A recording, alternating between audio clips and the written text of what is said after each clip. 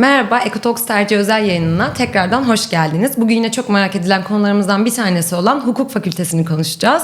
Ama bu sefer öğrencilerimiz bizlerle birlikte, Ece Naz ve Azra'yla birlikte hukuk fakültesi hakkında sohbet edeceğiz. Öncelikle nasılsınız? İyiyiz, teşekkür ederiz. Bizi de davet ettiğiniz için çok teşekkür ediyoruz. İlk sorumla başlıyorum o zaman. Hukuk okumak sizce zor mu? Bölüme başlarken sizi en çok ne heyecanlandırdı? Ben yalan söylemeyeceğim bu konuda. Bence oldukça zor bir bölüm. Hatta başladığımda şey demiştim. Hani gerçekten abartıldığı kadar varmış bu bölüm. Okumak zorlu bir süreç ama bu söylediğim sadece dersleri geçmek bazında değil. Oturursun, çalışırsın, dersleri geçmek bir şekilde halloluyor. Ama derslerde gerekli donanımı kazanmak, unutamayacağın şekilde bilgileri öğrenmek, mesleki hayatında bunu uygulamak bence insanı zorlayan bir süreç. Motivasyona gelecek olursak da bence ülkede yargı merciinde bulunabilmek herkes için çok kutsal ve her zaman çok önemli bir pozisyon olacak. Ve bu beni çok heyecanlandırmıştı. Bu dersleri nasıl çalışacağımızı, bunları nasıl kavrayacağımızı, hukuki jargona alıştıktan sonra aslında gerisi geliyor.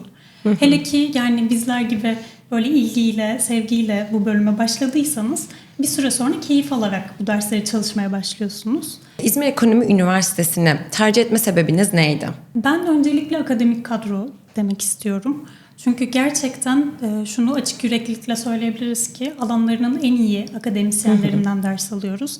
Ve bu bizim için gerçekten çok değerli. Hem meslek hayatımız için hem de eğitimin niteliğini belirleyen en temel unsur olduğu için ben akademik kadrosuna gerçekten hayran kalarak geldiğimi söyleyebilirim. Uluslararası vizyonu amaçlayan bir üniversite olması da benim çok ilgimi çekmişti. Çünkü hukuk fakültesi dendiğinde genelde Türkiye bazlı algılanıyor.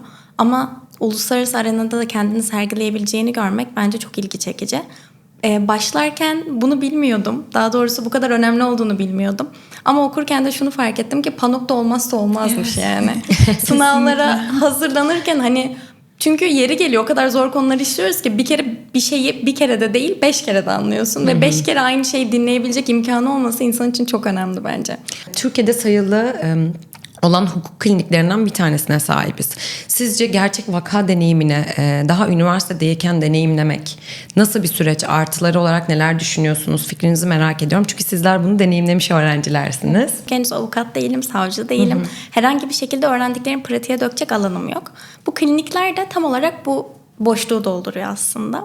Biz o derste öğrendiğimiz bilgileri aile hukuku mahkemelerine giderek birebir savcılarımızla, hakimlerimizle karar alma sürecinde bulunarak onlardan gerekli bilgileri öğrenerek deneyimledik. Ve bu süreçte yer almak benim bir hukuk fakültesi 2. sınıf öğrencisi olarak kendime tek başıma sağlayabileceğim bir olanak değildi açıkçası. Ayrıca adliyede stand da kurduk. Standın avantajı da şöyle oldu.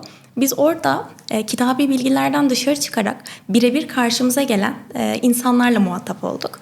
Ve her kitleden insanla muhatap olduk. Bu da gerek mesleki hayatımızda olsun, gerek öğrencilik sürecimde olsun bizim için bence çok keyifli bir deneyim oluşturuyor. Bu ders kapsamında ben de bir projeye dahil oldum. Sağ olsun hocalarımız da buna imkan sağladılar.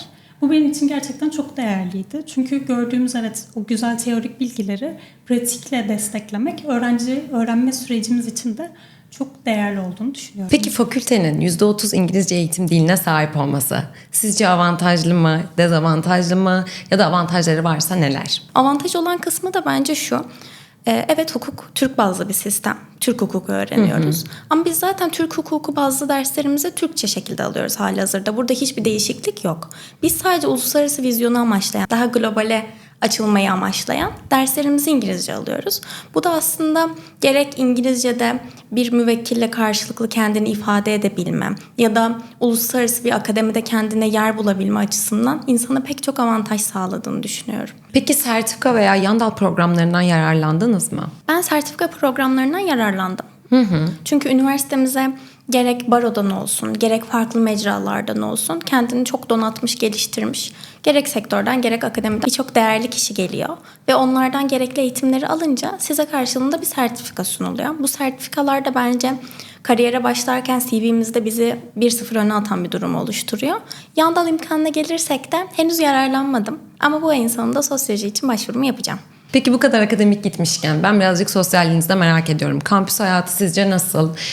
Hukuk fakültesini okurken sosyalleşmek zor mu? Yoksa kendinize zamanınızı nasıl ayırıyorsunuz? Belli bir çalışma sistemini oturtturduktan sonra kendinize de ayıracağınız vakit, işte sosyalleşmeye de ayıracağınız vakit bir tabii oluyor.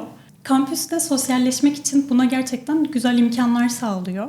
Özellikle kulüp aktiviteleri, çeşitli sosyal aktiviteler, mesela bahar şenlikleri gerçekten çok eğlenceli de geçiyor. Bunu da söyleyebilirim. Yani sosyalleşmek için bir engel taşımıyor bizim bölümümüz. Çok da zevkli bir şekilde sosyalleşebiliyoruz. Peki mezun olduktan sonra ne yapmayı düşünüyorsunuz? Savcılık, müfettişlik, belki özel bir danışmanlık. Sizin düşünceleriniz neler, planlarınız neler? Birazcık onlardan da bahsedebilir misiniz? Sonuçta hukuk fakültesi dediğimizde genelde öğrencilerin aklına sadece avukat olabilirmiş gibi geliyor ama aslında çok geniş bir alanınız var. Ben açıkçası kariyer planlamamı avukat olmak üzerine kurguladım.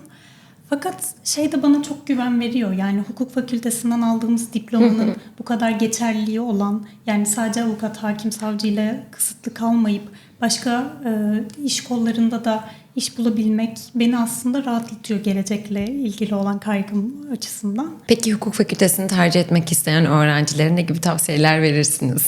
Ben şunu çok samimiyetle söylemek istiyorum. İlk başta evet gerçekten çok ürkütücü geliyor. Yani o kadar kalın kalın kitaplar bitecek mi? Nasıl, yani bu bölümde nasıl hayatta kalacağız diye çok büyük endişelerle girdim açıkçası ben. Ama endişelenmesinler. Gerçekten işin içine girince hem çok zevk almaya başlıyorsunuz hem de yani gerçekten akıyor. Bir şekilde hallediyorsunuz. Hukuk meslekleri yaşayan meslekler. Asla durmuyor.